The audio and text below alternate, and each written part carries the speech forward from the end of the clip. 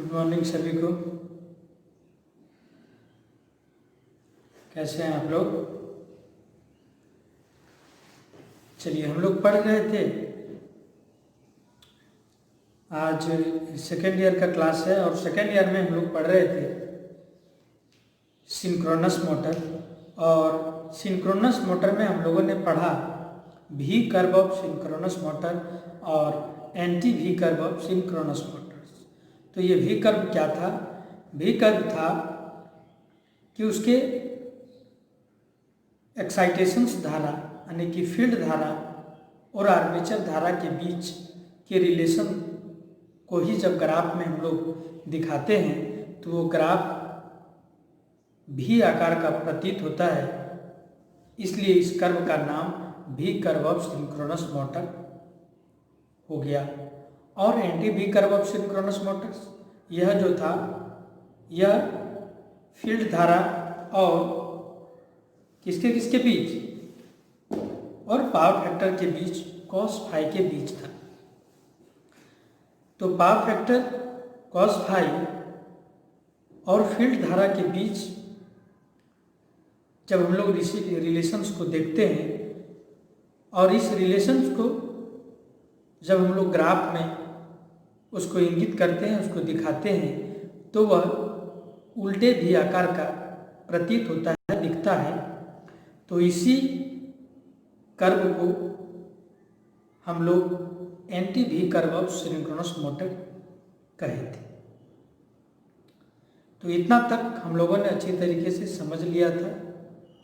यहाँ तक तो आप लोगों को दिक्कत नहीं होनी चाहिए। नेक्स्ट आज हम लोग देखेंगे starting method of synchronous motor कि कितने प्रकार से हम लोग सिंक्रोनस मोटर को स्टार्ट कर सकते हैं। और इसमें एक हंटिंग प्रभाव होता है, उस हंटिंग प्रभाव को जानेंगे कि क्या होता है, हंटिंग प्रभाव किस कारण से होता है और इसका निवारण क्या है, इसको हम लोग दूर कैसे कर सकते हैं, हंटिंग प्रभाव को खत्म कैसे कर सकते हैं, ये चीज़ हम लोग आज जानेंगे। तो हम पहले से भी पढ़ चुके हैं कि सिंक्रोनस मोटर एक ऐसा मोटर है जो स्वतः ही सिंक्रोनस स्पीड पर नहीं आ सकता है। इसके लिए जरूर कुछ न कुछ उसको सिंक्रोनस मोटर तक पहुंचाने के लिए बाह्य बल की आवश्यकता होगी, उसे देना पड़ेगा। तो सिंक्रोनस स्पीड पहुंच जाने के बाद ये स्वतः चलने लगता है सिंक्रोनस स्पीड पर, लेकिन सिंक्रोनस स्पीड तक पहुंचाने के लिए इसे किसी अन्य टॉर्क की आवश्यकता होती है, बल की आवश्यकता होती है। तो इसी को जानेंगे हम लोग कितने प्रकार से इसको जो है हम लोग सिंक्रोनस मोटर को सिंक्रोनस स्पीड तक पहुंचा सकते हैं या चालू कर सकते हैं। इसको हम लोग 3 प्रकार से कर सकते हैं।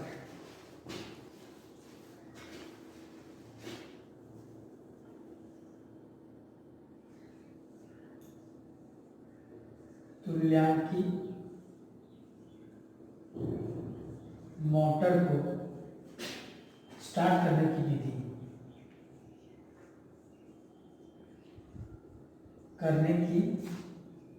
विधि, ठीक है। Starting method of starting synchronous motors, क्या method of starting synchronous motor, ये हम लोग 3 प्रकार की विधि का प्रयोग करते हैं इस मोटर को स्टार्ट करने के लिए। जैसे शुरुआत में ही आपको हम बता चुके हैं कि पहला जो है पोनी मोटर के द्वारा हम लोग इसको स्टार्ट कर सकते हैं, ठीक है।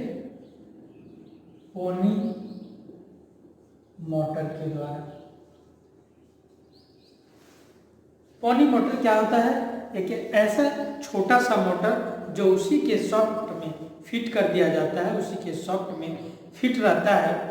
जब हम लोग लाइन देते हैं तो सबसे पहले पोनी मोटर स्टार्ट होता है और पोनी मोटर घूमने लगता है और इसी शाफ्ट से चूंकि सिंक्रोनस मोटर जुड़ा हुआ रहता है तो सिंक्रोनस मोटर भी घूमने लगता है। जब सिंक्रोनस स्पीड पर यह 70 से 75 स्पीड पर आ जाता है। ठीक है, सिंक्रोनस स्पीड पर मोटर पहुंच जाता है तो इस पोनी मोटर को हम लोग बंद कर देते हैं, तो सिंक्रोनस मोटर स्वतः सिंक्रोनस स्पीड पर चलते रहता है। नेक्स्ट है, अगर सिंक्रोनस मोटर, अगर पोनी मोटर नहीं है, ठीक है, तो वहां हम लोग एक अलग से डीसी मोटर जोड़ करके भी उसको चला सकते हैं, डीसी मोटर। ठीक है, अगर ये दोनों के अलावा हम लोग एक और काम कर सकते हैं, उसको स्वतः स्टार्ट करने के लिए क्या कर सकते हैं, ठीक है, उसको सेल्फ स्टार्टिंग विधि के द्वारा कर सकते हैं, सेल्फ स्टार्टिंग बना सकते हैं। किस प्रकार से बनाते हैं वही चीज हम लोग जानेंगे। ठीक है, सेल्फ स्टार्टिंग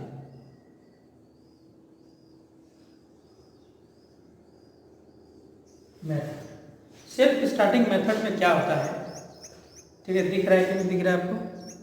चलिए देखिए, वहाँ चाहिए थोड़ा सा ब्राइटनेस कम कर देते हैं ताकि आपको अच्छे से दिखे। चलिए, क्या है, दिखे या ना दिखे, लेकिन आप उनको सुनेंगे तो क्या होगा, धीरे धीरे जो है आपके दिमाग में बैठ जाएगा। लिखा हुआ तो किताब में भी रहता है, सारा चीज़ किताब में लिखा हुआ है, कोई दिक्कत नहीं है। तो हम यहाँ लिखें या ना लिखें, सिर्फ मेरी बातों को आप सुने और समझने का प्रयास करें। ठीक है, चलिए, तीसरा था, निकालने को स्टार्ट करते हैं। तीसरा था सेल्फ स्टार्टिंग मेथड। तो सेल्फ स्टार्टिंग मेथड को कैसे प्रयोग करेंगे, कैसे इसको सेल्फ स्टार्टिंग बनाएंगे?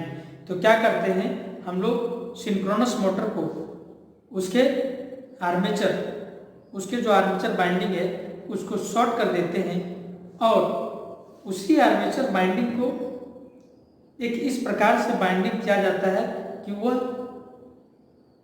इंडक्शन मोटर की तरह कार्य करने लगे। कैसा कार्य करने लगे?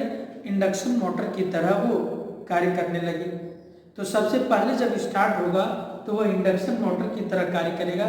जो इंडक्शन मोटर हम आपको पढ़ा चुके हैं कि spiral cage induction motor, double spiral cage induction motor, ये सब मोटर आप लोगों ने पहले पढ़ा। तो वो पहले इंडक्शन मोटर की तरह कार्य करता है और जब सिंक्रोनस स्पीड पर पहुंच जाता है तो वह इंडक्शन मोटर्स का कनेक्शन को हम लोग बंद कर देते हैं। वह इंडक्शन उसके जो शॉर्ट किए हैं उसको हम लोग हटा देते हैं, उसको स्लिप के माध्यम से शॉर्ट किया जाता है। तो स्लिप के रेजिस्टेंस के माध्यम से, तो वो चीज़ हम आपको बाद में बताएंगे।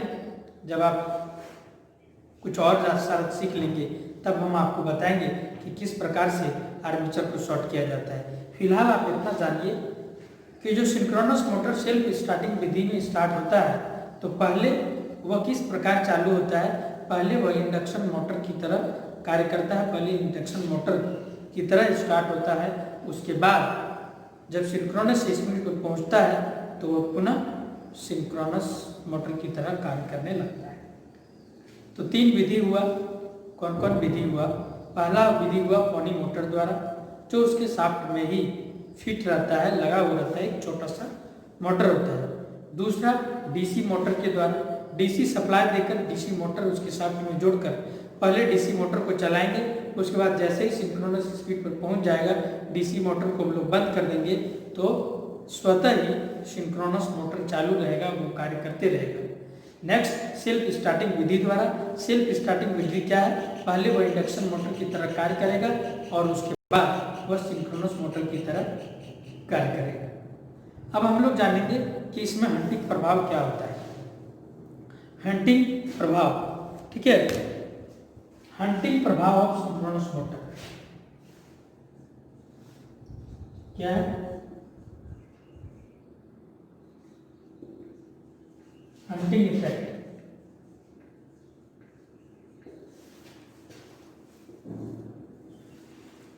दिख रहा है ना? नहीं दिख रहा है तो आज मार्कर का दोष है। ठीक है, उसके बाद आप ध्यान से सुनेंगे तो सारा चीज क्लियर हो जाएगा। हंटिंग प्रभाव क्या होता है? हंटिंग प्रभाव, तो याद रखने के लिए आप हंटिंग से घंटी याद रख लीजिए, घंटी मतलब आवाज़ करना, ठीक है। तो हंटिंग प्रभाव वही होता है कि जब हम लोग सिंक्रोनस मोटर को लोड का वेरी करते हैं, लोड को बदलते हैं, तो एक प्रकार से उसमें टक टक टक टक टक टक करके आवाज़ निकलने लगता है, जिसे हम लोग हंटिंग प्रभाव के नाम से जानते हैं। क्या हंटिंग है? तो हंटिंग प्रभाव क्या है? हंटिंग मतलब घंटी माने आवाज़। क्या है? सिंक्रोनस मोटर में जब लोड को परिवर्तित करते हैं, लोड को बदलते हैं, तो इस क्रम में सिंक्रोनस मोटर एक प्रकार से आवाज़ करने लगती है, एक प्रकार से आवाज़ निकलता है। इसी आवाज़ को हम लोग hunting effect of synchronous motor कहते हैं। और इसको दूर करने के लिए हम लोग जो है क्या करते हैं, हम लोग इसमें डैम्पर बाइंडिंग, इसके आर्मेचर में डैम्पर बाइंडिंग करके इसके प्रभाव को हम लोग खत्म कर सकते हैं, इसको दूर कर सकते हैं, ठीक है। हंटिंग इफेक्ट को दूर करने के लिए किससे दूर कर सकते हैं?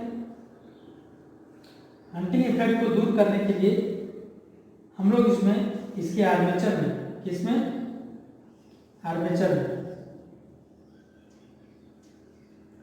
आर्मेचर में हम लोग डैम्पर बाइंडिंग करते हैं।